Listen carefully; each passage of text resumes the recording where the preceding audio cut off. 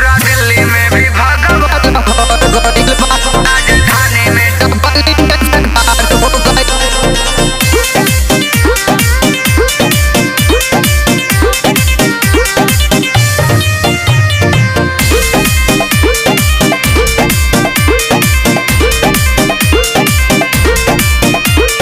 महल केजरीवाल के कबर गइल बा पूरा दिल्ली में भी भगवा लहर गइल बा पूरा दिल्ली में भी भगवा लहर गइल बा शीश महल केजरीवाल के कबर गइल बा पूरा दिल्ली में भी भगवा लहर गइल बा दिल्ली वाले भैया लोगन के बहार हो गइल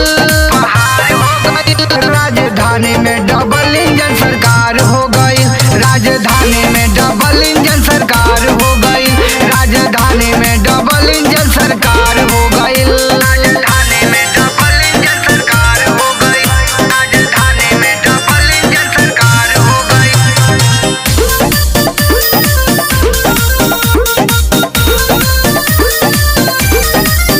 अन्ना जी के धोखा दे के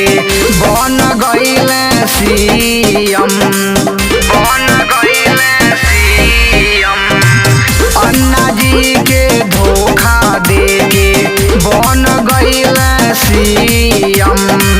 लूटी खसोट कर रिकॉर्ड बनवल तोड़ल सारा नियम अब जेल जाए के रास्ता तैयार हो गइल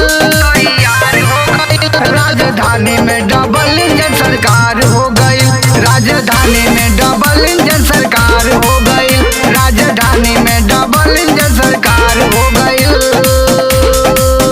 राजधानी में डबल इंजन सरकार हो गई राजधानी में डबल इंजन सरकार हो गई